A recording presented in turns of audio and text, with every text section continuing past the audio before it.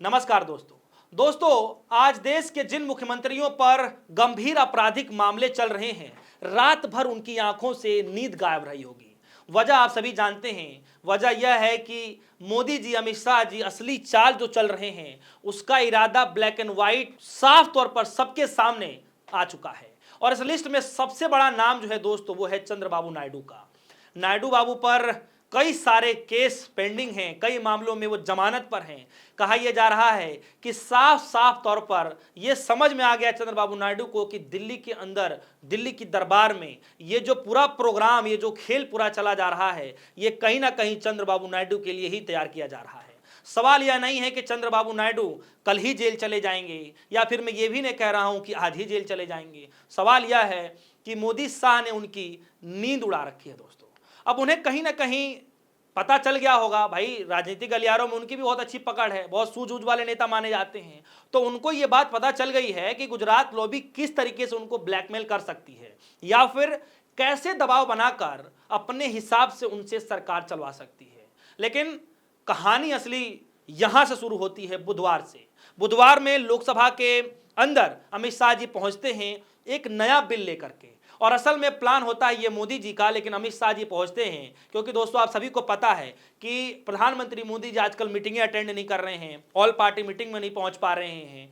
जब विपक्षी पार्टियां सदन के अंदर चर्चा के लिए बुलाती हैं तब प्रधानमंत्री मोदी जी नहीं जाते हैं, तो अपने जो काफ़ी चहीते कहे जाते हैं अमित शाह जी, उनको सामने फ्रंट पर रख देते हैं। और कल भी यही हुआ, अमित शाह जी के साथ इस बिल को पेश कराने की कवायतें चलती और अमित शाह जी जाते भी हैं, और इस बिल को जैसे पढ़ना शुरू करते हैं तो आप देखेंगे कि सदन के अंदर हंगामा मच जाता है। और हंगामा इस कदर मचता है कि इतिहास के पन्नों में शायद ही आपको कभी ऐसा सुनने को मिले और देखने को मिले कि जिस देश के गृह मंत्री अमित शाह जी उस बिल को लेकर पढ़ रहे हों, जिस सदन में पढ़ रहे हों, उसी बिल को उन्हीं के सामने, उनके मुंह के सामने फाड़कर, उस बिल को फाड़कर, चिथड़े उड़ाकर उस बिल को उनकी आंखों के सामने फेंक दिया जाए दोस्तों। और ये जो बिल है, इसमें यह कहा गया है कि कोई भी मुख्यमंत्री क्यों ना हो, मंत्री क्यों ना हो, इवन प्रधानमंत्री ही क्यों ना हो, अगर 30 दिन तक आपराधिक मामला अगर उनके ऊपर रहता है, गंभीर मामला रहता है, अगर वो जेल चले जाते हैं, तो इससे आप अंदाजा लगाइए कि 30 दिन जेल जाने के बाद अगर उनको अदालत से जमानत नहीं मिलती है तो फिर बाहर निकलने के बाद भी उनकी कुर्सी बच नहीं पाएगी 30 दिन के बाद दोस्तों। और ये मामला जैसे ही जेल में जाएंगे तो सारा हिसाब किताब गवर्नर के पास चला जाएगा दोस्तों। यानी गवर्नर साहब ये तय करेंगे कि आपको कुर्सी मिलेगी या नहीं मिलेगी। इस्तीफा भी ले सकते हैं, इस्तीफा की कवायतें भी चल सकती हैं, या ये कहें कि डायरेक्ट इस्तीफा आपको थमा दिया जाएगा। यानी मुख्यमंत्री सीधे तौर पर बर्खास्त हो सकता है, और इसी खेल की सारी चाबी उसी के पास होगी जो गवर्नर को अपॉइंट करता है। तो दोस्तों सवाल उठता है कि गवर्नर साहब को अपॉइंट कौन करता है? गृह मंत्रालय से होते हैं, गृह मंत्री जी करेंगे। गृह मंत्री जी किसके अंडर में आते हैं?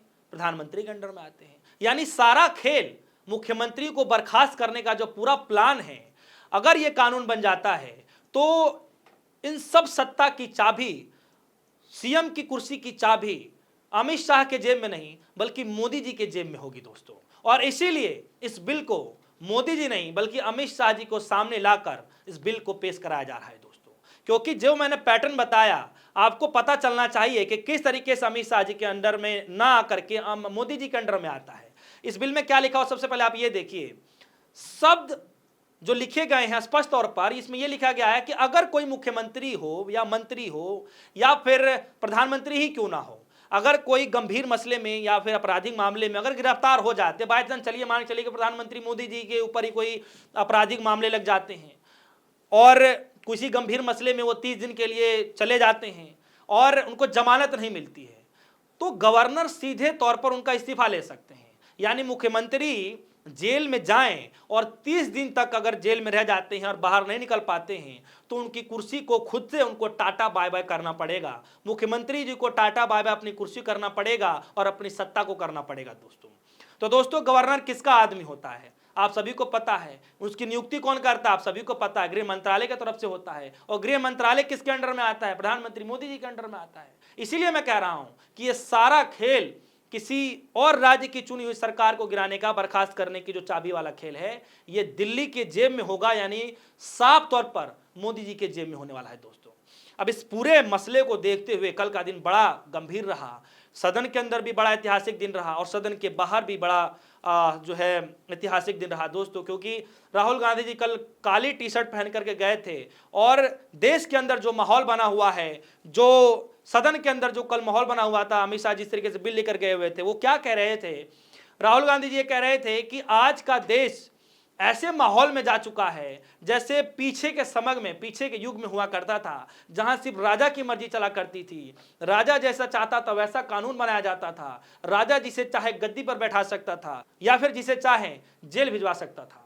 तो राहुल गांधी ने साफ कहा कि बीजेपी का यह नया बिल उसी दौर की तरफ लेके जा रहा है जहां जनता की मर्जी नहीं चलेगी बल्कि राजा की मर्जी चलेगी, राजा जो चाहेगा वही होगा। यानी चुना हुआ नेता अगर राजा को पसंद नहीं आए, यानी किसी राज्य का मुख्यमंत्री, जैसे मान के चलिए कि बिहार में चुनाव हो रहा है, अगर तेजस्वी यादव मुख्यमंत्री बन जाए, चाहे कोई और भी बन जाए, विपक्षी पार्टी की तरफ से कोई और भी बन जाए, और अगर सत्ता पक्ष को पसंद नहीं आ रहा है तो गंभीर मसले लगाकर 30 दिन के लिए जेल में डाल दो। ईडी के मसले तो आप सभी देख ही रहे हैं कि किस तरीके से ईडी का कार्रवाई चलता है, ईडी के ऊपर दबाव डाल करके ईडी उनको जेल में डलवा दे और 30 दिन सिर्फ रुकना है, 3 साल नहीं, सिर्फ 30 दिन, और 30 दिन के अंदर खेल खत्म है, मामला 0 बटे सन्नाटा, सब खत्म, कुर्सी गई, सरकार गिर गई। तो सोचिए कि जनता वोट देकर जिसे चुन रही है, अब उस बात का फैसला, उस कुर्सी का फैसला मात्र 30 दिन करेंगे दोस्तों। सोचिए 30 दिन कैसे किसी सरकार की सत्ता को, मुख्यमंत्री के जीवन काल की, मुख्यमंत्री के पूरे 5 साल की मेहनत को कैसे निर्णायक साबित कर सकता है दोस्तों। ये 30 दिन इतना अहम क्यों बना दिया गया सरकार की तरफ से? यानी राजा जिसे चाहेगा, जैसे चाहेगा, इस कानून को बदलता रहेगा। तो इसीलिए राहुल गांधी की तरफ से कहा जा रहा है कि लोकतंत्र पर सबसे बड़ा हमला है, और राहुल गांधी जी एक बार नहीं कई बार इस मसले को कहते रहे हैं। राहुल गांधी ने कल बड़ी एक अच्छी बात कही, वैसे तो ब्लैक टी शर्ट में थे तो उससे साफ पता चल रहा था कि वो विरोध कर रहे हैं, विरोध दर्ज कराने का एक अलग ही उनका तरीका है, काले टी शर्ट पहन करके आए थे।